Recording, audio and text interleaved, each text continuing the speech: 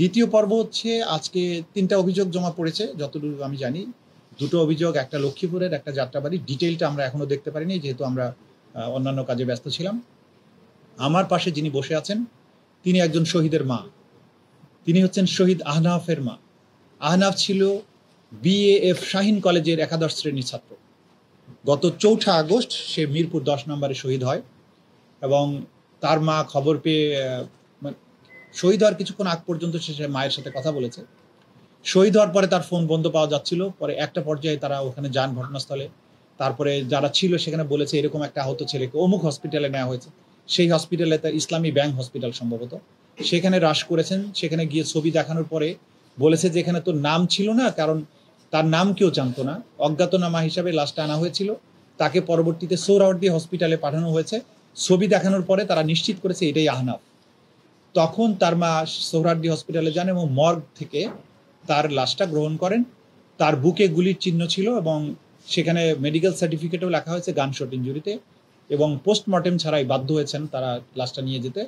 Hospital কর্তৃপক্ষ যেটা বলেছেন বারবার, যেটা ওনাদের কাছে তথ্য, যে তাড়াতাড়ি যান, যদি তাড়াতাড়ি না নেন তাহলে আঞ্জুমানে মফিদুল ইসলামের মাধ্যমে বেওয়ারিশ লাশ হিসেবে দাফন করা হবে। যেটা বিভিন্ন সময় আপনাদের মাধ্যমে আমরা জাতিকে বলার চেষ্টা করেছি যে কাজগুলো হয়েছে, যে লাশ দ্রুততম সময়ের মধ্যে তারা ডিসপোজালের চেষ্টা করেছেন, গুম করার চেষ্টা করেছেন, গণকবরে দেওয়ার চেষ্টা করেছেন। স্বজনেরা যাতে সঠিক তার সন্তানদের, শহীদ সন্তানদের লাশটা বুঝে না পায়, এই ব্যাপারে একটা ডেলিবারেট প্রচেষ্টা ছিল, এটা লক্ষণীয়। এই কারণে আহনাফের মা সহ তার খালা তারা এসেছেন আজকে এখানে, অভিযোগ দায়ের করেছেন। তাদের এই অভিযোগে তারা সুনির্দিষ্টভাবে কোনো আসামির নাম তারা বলেননি। তারা বলেছেন এই সরকার, শেখ হাসিনা সহ প্রধানমন্ত্রী, তার মন্ত্রী পরিষদ, তার পুলিশ বাহিনী এটা করেছে। আমরা ঘটনাস্থলে যেহেতু ছিলাম না, আমরা এই সরকারের যে যারা এই অপরাধের সাথে যুক্ত তদন্ত করে যেন তাদের বিরুদ্ধে ব্যবস্থা গ্রহণ করা হয়, এটা তারা বলেছেন। একই সাথে বিএএফ শাহীন কলেজের ছাত্রছাত্রীরাও আমাদের সাথে যোগাযোগ করেছে। তারা এই যেহেতু সেনাবাহিনী বা বিমান বাহিনী নিয়ন্ত্রিত একটা কলেজ, সেখানকার ছাত্রছাত্রীরা নানানভাবে রেস্ট্রিক্টেড বলে তারা নিজেদেরকে মনে করে।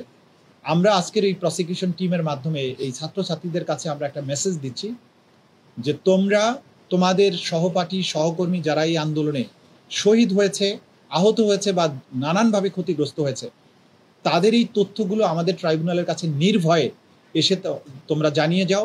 তোমাদের নিরাপত্তা, তোমাদের ব্যক্তিগত গোপনীয়তা রক্ষা করার ব্যাপারে বাংলাদেশ এবং আমাদের প্রসিকিউশন টিম, আদালত, তদন্ত সংস্থা আমরা আইনত এটা নিরাপত্তা দিতে বাধ্য এবং নৈতিকভাবে বাধ্য। তোমাদের প্রোটেকশন দেওয়ার দায়িত্ব আমাদের। কিন্তু এই সত্যটা তোমরা যদি এখানে জানিয়ে যাও, এই ছাত্ররাই যেহেতু মূল আন্দোলনটা করেছিল, যখন তারা মাঠে ছিল তখন অন্যরা ছিল না, সেই কারণে তারাই জানে যে তাদের উপরে যে নিষ্ঠুরতা হয়েছে, হত্যাকাণ্ডটা হয়েছে, সেই বিষয়গুলোর ব্যাপারে তারাই তথ্য দিতে পারবে।